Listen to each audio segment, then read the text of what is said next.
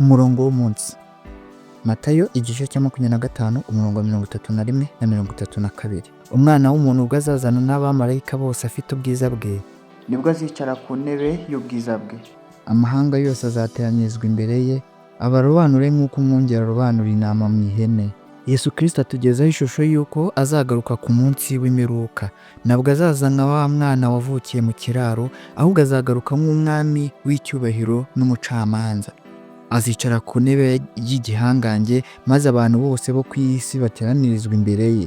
Azabakosora nk'uko umushumba atandukanya intama n'ihene. Yesu azagaruka afite icyubahiro cyose. Ntazagaruka yicisha bugufi, ahubwo azaza nk'umutegetsi w'isi yose, afite ubushobozi bwo gucira imanza z'iteka ryose. Amahanga yose azabazwa, ntawe uzacika. Abakire, abakene, abanyamadini n'abatazwi bose bazahagarara imbere ye. Azatandukanya intama n'ihene.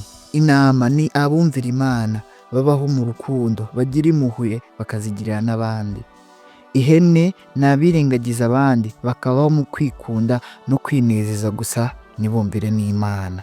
Imbaraga z'isi, ibintu dutunze n'icyubahiro cy'abantu ntacyo bizamara imbere y'intebe y'ubwiza bwa Yesu Kristo.